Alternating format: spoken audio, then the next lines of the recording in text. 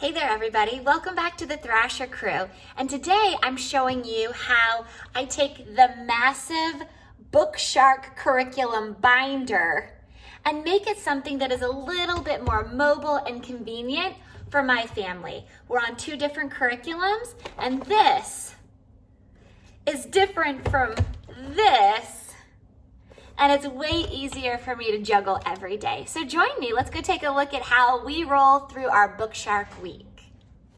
Okay, so taking the great big Bookshark homeschool curriculum binder, what I do is take the weeks that I need, for example, about 2 or 3 weeks of curriculum and put it in another binder. The Bookshark binder comes with all of these markers for your 1 through 36 weeks.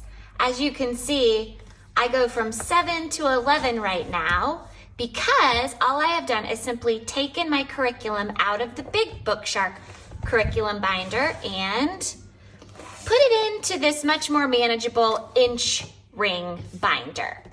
And that is where I go to work through each week, day to day. Now, if I flip this open, you'll see right away that I have some things stuffed into the front pocket as well as several different maps that our curriculum came with.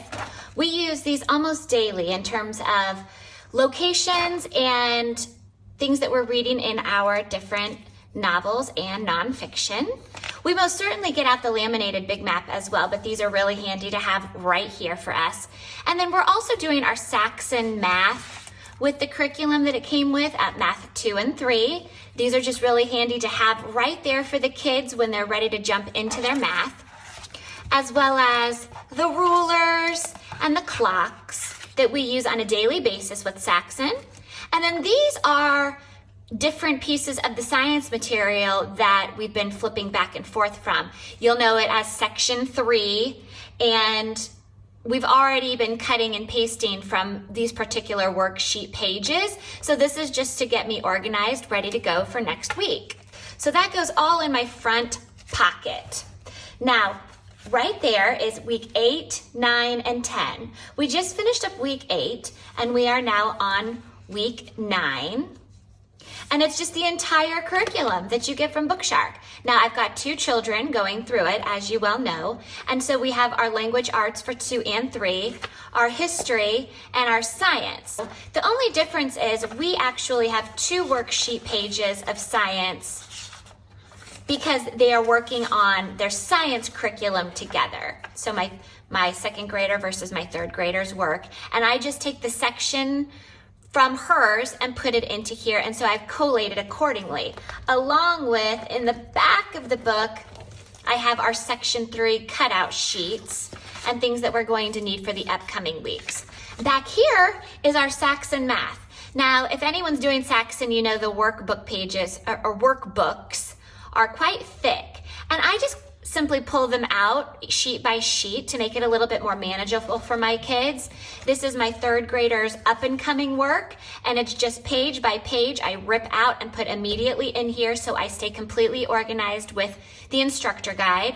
And this is the work that she's finished. Once this starts getting a little full, this side gets a little empty, I simply just rip out more sheets, tuck them in the back, and I am storing the completed work in a different location just to make it thinner and more lightweight for myself, along with her grading sheets. And then here is my second grader's to be done worksheets for Saxon, as well as his completed work and graded. Now with this binder, because I have them doing things simultaneously as well as on their own and their own actual work all at the same time, I have this handy dandy little planner, and this is simply just a random middle school, high school planner that's not even dated, has subjects up the side, and a child would use this in their classrooms. I have this, I just wanted to see if it worked, because I've told you before, I like to use what I already have, and sure enough, this has worked brilliantly for us.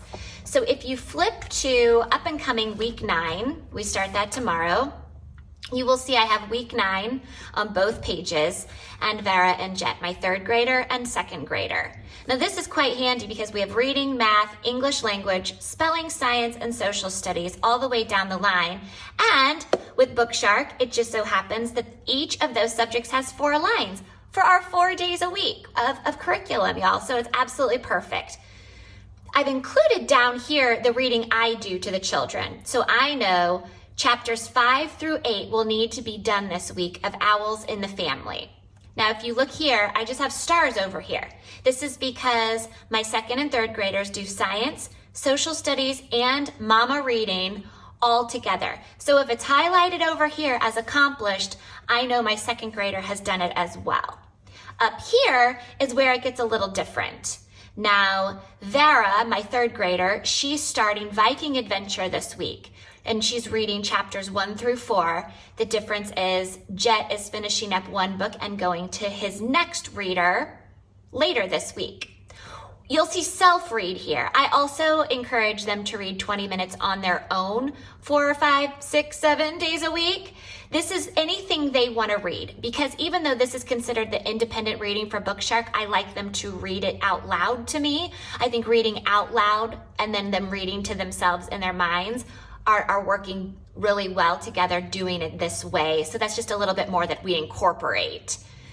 For math, if you're doing Saxon, you know that you do the instructors, the lesson, along with the worksheet. And then later on in the day, you do the back of the worksheet. So to cut that up accordingly, I show myself that I have 2 different worksheets each day for the children. And after we've done it for the first time in the morning, I highlight that, knowing that I still have one more, the back of the worksheet, to do with that child later on that day. Like so. You'll see that we have highlighted the things that we got accomplished. So with that, we have our handwriting without tears. We do it 4 times a week, and that keeps me organized. And then here's our English language work. We know that we have A, B, C, and D of our language arts to do. And I just kind of remind myself, oh, day 3, he's doing pictures to tell a story. Or day 4 is usually a big writing day for the kids. And this just reminds me of what exactly we'll be working on as I flip to the actual curriculum for that day.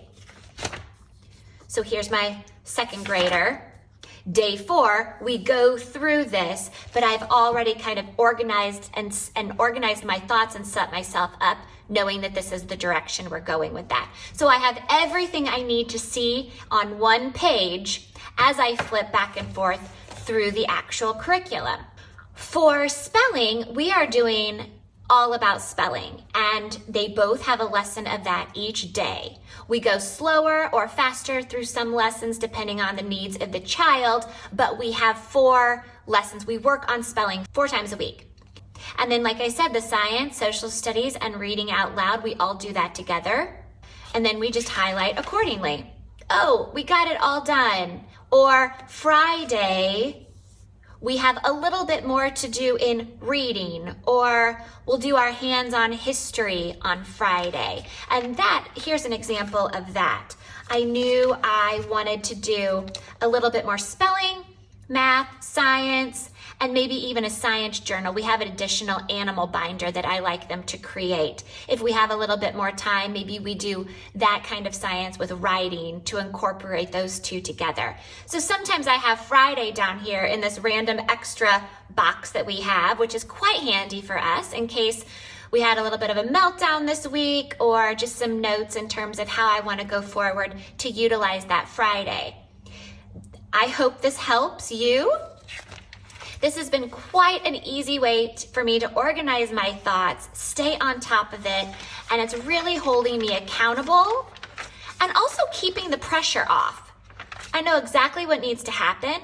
If it happens, fantastic, moving on. If it doesn't, I've given myself a little bit of a grace period to know that it will get accomplished this week before we move forward. Thanks so much for stopping by. See you soon.